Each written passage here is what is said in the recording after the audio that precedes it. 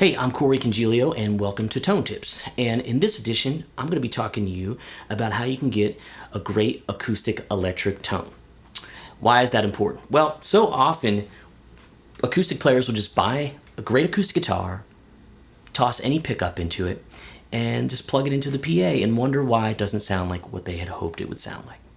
So we're going to talk to you about how to change all that, how to really step up your acoustic electric game. So let's talk about some stuff, gear, what I'm playing through, and I'll walk you through the history of how I got to where I'm at with getting a sound and some of the knowledge that I've acquired along the way. You know, electric guitar players are trained to get a great electric guitar, great tube amplifier, bunch of pedals in between. We create a signature sound, mic the amp, and it goes out to the masses. We want to train and educate the acoustic player to know that there's gear out there for you too, and you should take the same kind of care because it really does matter and make a difference. So let's talk about the guitar I'm playing. I'm playing a Martin 0015 SM, and it's equipped with an LR Baggs Anthem system. This is a dual source system, and I'll talk about what that means in a minute. And I'm going through their new Align series of pedals here that are specifically voiced for acoustic instruments. They're really, really great. So it'll be very LR Baggs centric gear-wise here, but know that there's so much out there. Just like there's a variety of overdrive pedals, there's a variety of EQs and DIs, and of course pickups. And I can explain a little bit about where you can go with that as well. So let's turn all this stuff up. Sounds really nice. But we want to take you to sort of the bare bones. We'll turn all these guys off, and we're going to take this pickup here. This is a really, really great pickup that just has changed my life recently. LR Baggs has created something that's very simple and easy to use and sounds great all the time. And it's a dual source pickup, and what does that mean? Well, there's a under saddle transducing pickup underneath the saddle, and there is a small microphone mounted in under the bridge plate. Now I'll show you where those go. So the under saddle pickup lives, of course, under the saddle, and underneath the bridge on the top of your guitar, you can't see it, there is a small microphone about the size of a watch battery, maybe smaller, that is under there as well. And they work in conjunction with each other really, really well. This sound right here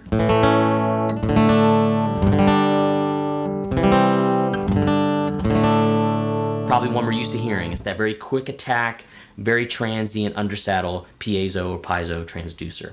What's happening is that's receiving that information very quickly and transferring it into audio out to your cable, so on and so forth. Why does it sound the way it does? Well, it's very transient, which means there's no air happening in between here, like with a microphone. I mean, we would all agree that a microphone is the best way to amplify an acoustic guitar, but it's impractical in like 95% of the situations we might play in. Bluegrass folks and traditional folks still use microphones with a lot of success, but you can't really move around, and there's going to be bleed from other instruments if you use a mic on stage. So these products have been made for 30 years now to help us get around those issues.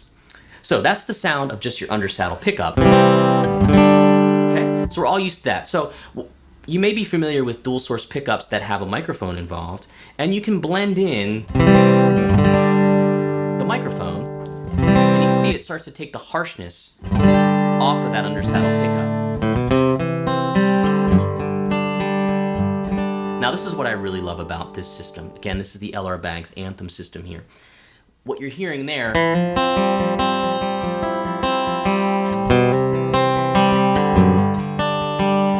that's 100% on the microphone. And they've designed a really cool microphone that lives in a spot that makes the top of the guitar very alive. If you are a tapper, you can kind of do that kind of stuff. So it's a system I use all the time, and frankly, I rarely use any of the pickup. And they actually like that and recommend that. They're so confident with this system that they believe that it's not going to feed back as quickly as some other systems. And they also say that the undersaddle pickup is more like a subwoofer for the microphone. And if you're still unclear about how this microphone works in this guitar, the way it was explained to me by the folks at LR Baggs was that a giant conference room table where there's a person all the way at the other end, it's a boardroom, that sort of thing, they might have microphones on the table where the table's alive. Similar concept here. This is the table, and it's making the guitar come alive.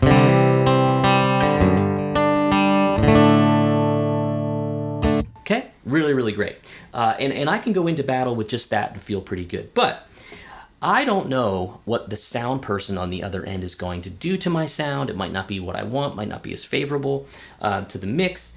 And let's face it, when you plug into a PA system and you're hearing your guitar back through wedge monitors or that sort of thing, those monitors are tuned for vocals.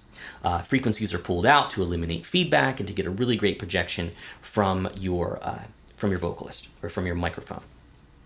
And it's going to rob your acoustic electric guitar of a lot of frequencies, which I find to be really, really problematic. So one thing I really like to have with me at all times is some sort of EQ pedal that I can engage or not engage. And we're going to jump right to the Align Series Equalizer pedal here from LR Baggs. So there's a little chord for you with the note EQ, and we'll turn that pedal on. Okay, and I don't have much going on. Let's talk about, in a general EQ pedal, what you're going to find. You're going to have a volume control. And I've made it to where when I engage and disengage the pedal, it's not a huge jump, okay? So then you're going to have a variety of frequencies going from somewhere around 80 hertz up to probably 10K. And on this particular pedal, there's something called a high pass frequency. That's really important. These guitars create a good amount of low end, and we can get rid of the low end we don't need, for instance, 40 hertz and below, 80 hertz and below, and you can change that here with this function. If you have a pickup system that is not active, this is an active system, which means it's run by a battery, okay? So when it's run by a battery, what that means is it's giving you great output and you can run longer cable lengths. A passive system will not have a battery, generally less expensive, and they sound really good, but will really benefit from some sort of preamp or EQ pedal like this here. So with a lower output, you might want to increase the gain on the pedal. So it's nice that they gave you that option there. So as you can see, there's a bunch of these little knobs right here that will boost or cut frequencies. So let's start playing around with them. If I play a G chord, some really high top end. Let's maybe pull that back a little bit. And I'm hearing a mid-range frequency. As I always turn frequencies up to hear what I don't like.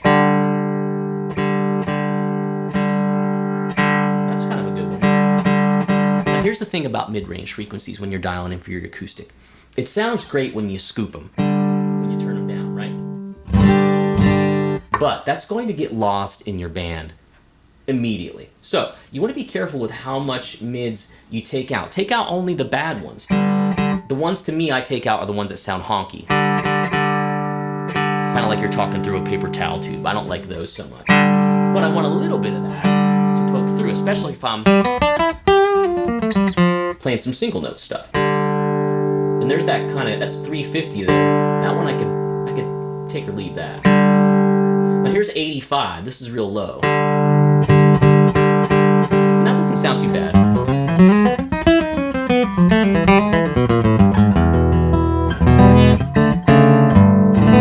Starting to get better.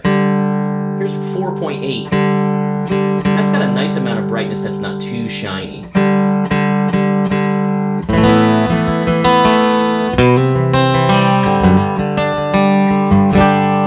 Take it off and see what happens. And bring it back. Definitely that low end increased, I could make it even more dramatic so you can really hear what's going on.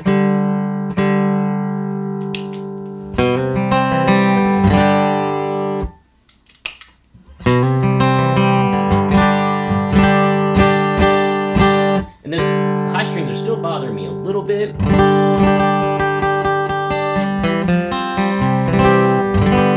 So bad though.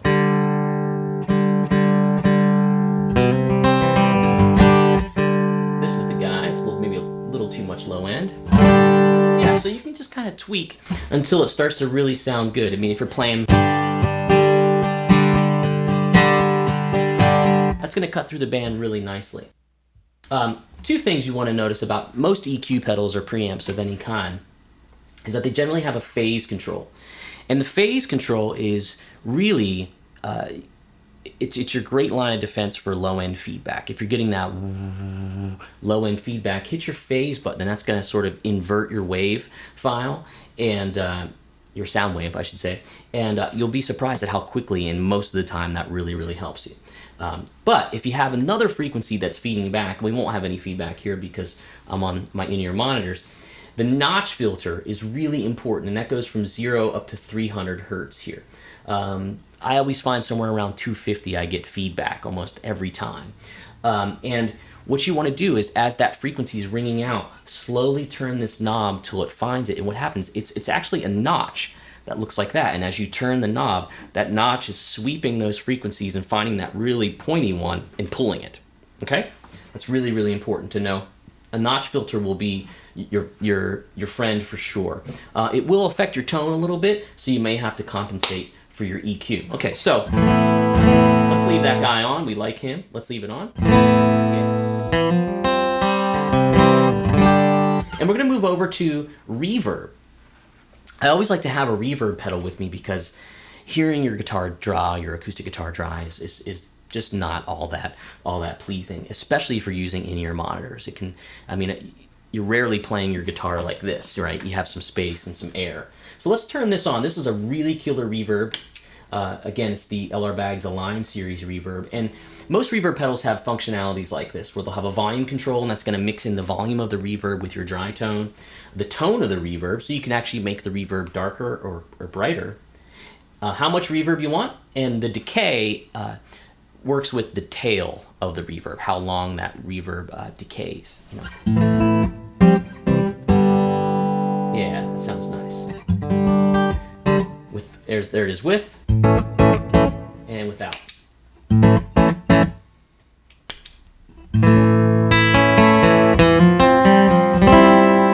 So the reverb in this case is kind of hidden in the background a little bit. Let's really max it and see, or not max it, but we'll give it a little bit more.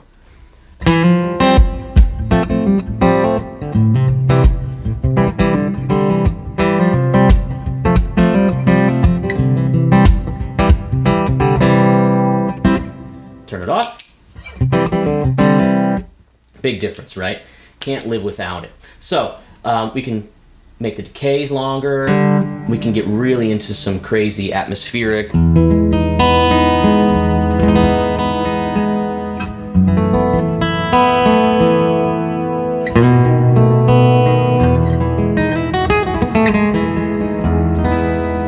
Almost more of that symphonic reverb that's become really popular as of late.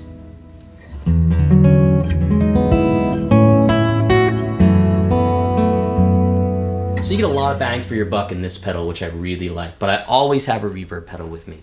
Now, moving on, one thing that I really love about this line of pedals is something I've never seen really in an acoustic line like this before. Recording consoles have really just some magic to them because of the transformers in them and the components that warm up your sound. And that's really going to help a system of any variety. Most acoustic guitar systems on their own sound pretty good, but could use some help. I think even the people that made all the stuff I'm playing would agree, which is why they made these other things, right? We want to keep adding to the equation here. So the session pedal right here is really fantastic because this is sort of the icing on the cake. The session gives you that sound of the saturation that you'd have in a recording console, and it brings that to your acoustic-electric tone. You're going to have a volume control, an input gain, a saturate knob, and a comp EQ. So this is kind of next level for acoustic-electric tone, quite frankly. The gain is really important because what you want to do is play into it, and there's a little red light on it that will clip, and as you start to clip it, you maybe pull the gain back a little bit. That way you're not clipping the input. Then you'll adjust with the volume control. You want to match that volume, like I said, or maybe not, maybe use it as a boost or something like that. The saturate knob is where you bring in more of that sort of harmonic color or saturation, that sort of thing. And then the comp EQ is a really special knob that they've included, or a function that they've included, where you're going to have some compression, but it's going to be almost like a touch-sensitive compression that's really only compressing sort of the bad frequencies. I don't know how they do it, but it actually works really well. And if you're a strummer that really likes to dig in with your band, this could really be a good solution for you. Okay, so let's hear this.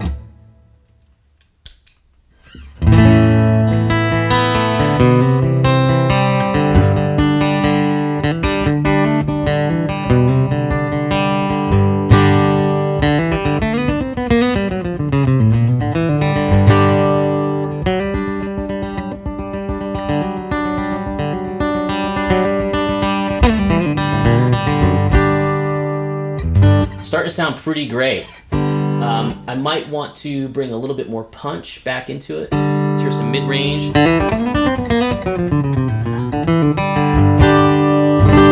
Maybe I want to bring some more of that crystal top end.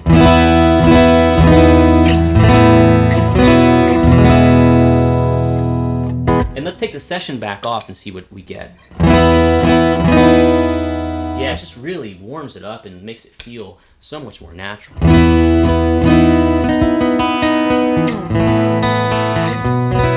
And that compression may be boosting some low end, I'm not sure.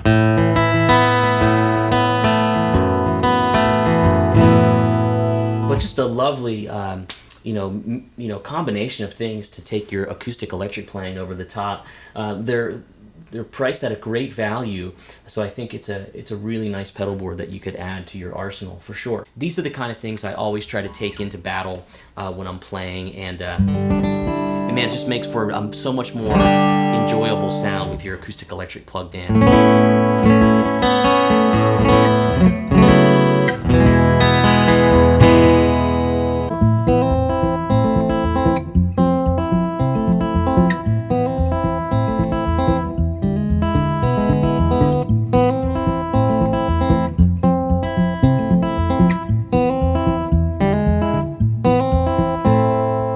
Okay, so now that I've played for a little bit, I turn the pedals off and let's hear what we got.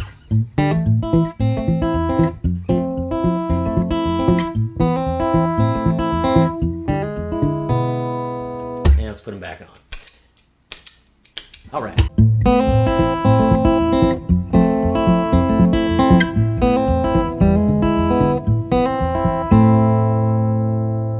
So, I hope you learned a little bit about how to sort of ramp up your acoustic electric game, and you don't have to buy everything at once. You don't have to jump in head first.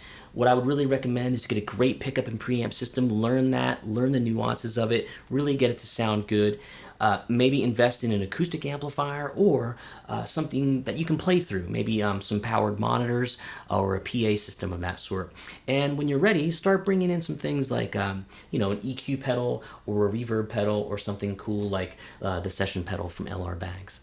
Again, my name's Corey Congilio. Thanks to Martin Guitar, LR Bags, Universal Audio, and DBX, and all the other fine folks that are helping me out to do stuff like this for you. And I hope you got something out of it. And be sure to follow me on Instagram and Facebook and Twitter as well. And we'll have a conversation and we'll continue it. So that's it. I'll see you on the next Tone Tips video. My name's Corey Congilio. Find me at CoreyCongilio.com. And once again, I'll talk to you later.